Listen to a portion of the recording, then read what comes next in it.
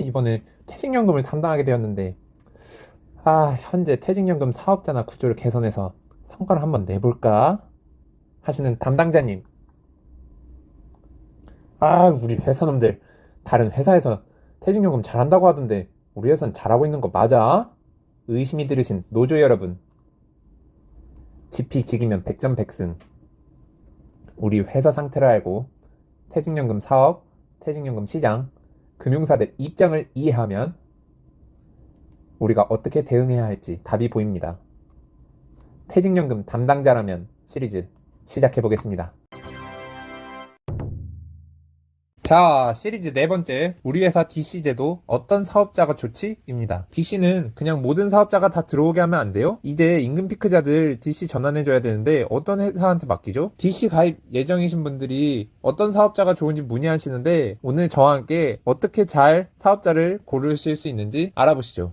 가입자마다 원하는 금융사가 또 다르고 사업자를 잘못 선정하면 불만이 터져 나오는데 그냥 모든 사업자 오픈해버리면 안 되나요? 첫 번째, DC 사업자를 선정해야 하는 순간이 온다면 수수료나 관리 차원에서 적당한 DC 사업자 수만큼만 선정하시는 것이 좋습니다. 그 이유는 우선 첫 번째로 너무 많은 사업자가 들어와서 가입자의 적립금이 여기저기 나눠지게 되면 적립금 대비 내야 하는 수수료가 높아집니다. 특히 DC는 가입을 하고 나면 사업자를 변경하기 쉽지 않기 때문에 처음 도입할 당시 사업자 선정하는 것이 매우 중요합니다. DB와 마찬가지로 DC도 모든 사업자가 구간별 수수료율을 달리 적용하고 있습니다. 그래서 적립금이 커질수록 수수료를 적게 수취합니다. 자, 금융회사 입장에서 생각해봅시다. 연봉 1억이 넘는 영업사원이 본부장님께 DC 예상 적립금 10억 단체에 경쟁회사가 10개 있는데 영업하겠다고 시간을 투입하겠다고 보고하면 어떤 본부장이 그래 너 다녀와라 하며 보낼까요? 아주 러프하게 계산해 보겠습니다. 자, 일주일 정도 시간을 쏟고 꽤 잘 경쟁해서 적립금 2억을 연봉 1억짜리 영업사원이 가져왔다고 생각하면 2억에서 대략의 연간 수수료율 0.6% 수익을 거두면 겨우 연간 120만 원입니다. 보통의 경우라면 연봉 1억짜리 직원을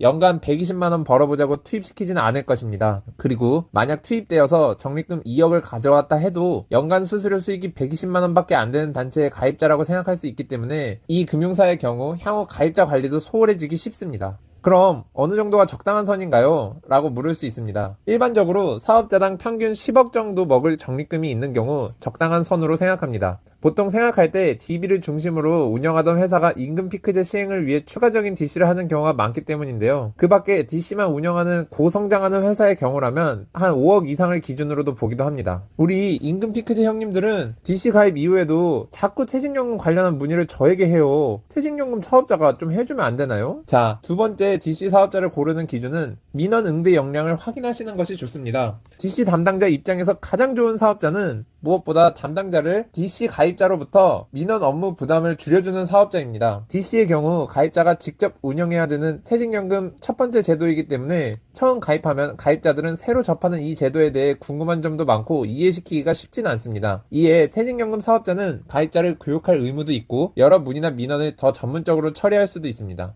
그렇기에 이 토스할 수 있는 기준, 그러니까 확인하셔야 되는 부분은 우선 우리 회사가 배정받은 담당 직원의 상태입니다. 이건 아주 냉정하게 말하자면 금융사엔 간혹 나이가 많으시고 이 노련한 건지 바보인 건지 영민하지 못한 분들께서 퇴직연금 담당 부서로 유배 오시는 경우가 많습니다. 이런 경우 담당자가 금세 바뀔 수도 있고 가입자 응대에 문제가 생길 수 있기 때문에 꼭 피하셔야 한다고 강조드리고 싶습니다. 추가로 앞선 경우가 아니더라도 우리 회사 퇴직연금 담당 직원이 퇴직연금에 대한 지식이 미흡하거나 대출이나 보험 등 다른 직무를 전문적으로 수행하느라 퇴직연금에 신경을 쓰지 못하는 경우가 있습니다. 이 경우에도 향후 가입자가 발생하면 관리에 소홀해질 수 있기 때문에 피하는 것이 좋습니다. 그리고 금융사 차원에서도 퇴직연금 관련 문의 대응력이 어떤지 꼭 확인해 보셔야 한다고 생각합니다. 사실 많은 분들이 사업자를 평가할 때 무시하고 지나가는 부분이긴 합니다. 저는 시간이 오래 걸릴 수 있지만 꼭 확인해 봐야 한다고 늘 말씀드립니다. 가장 추천드리는 방법은 퇴직연금 고객센터에 직접 한 번씩 전화해 보시면 이해를 쉽게 하실 수 있습니다. 계속 기기 연결음이 나오면서 상담은 연결이 오래 걸린다던가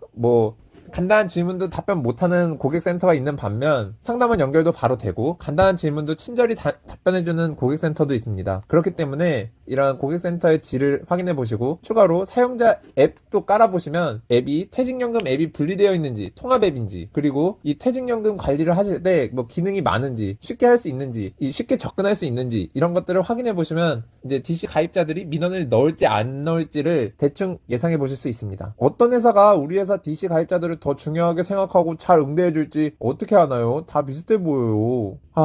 세 번째, DC 사업자들의 가입자들을 위한 어떤 이벤트를 계획하는지 확인해 보셔야 합니다. 우리 회사 DC 가입자들을 더 중요하게 생각하고 잘 응대해 줄지는 가입하는 시점에서부터 어느 정도 파악할 수 있습니다.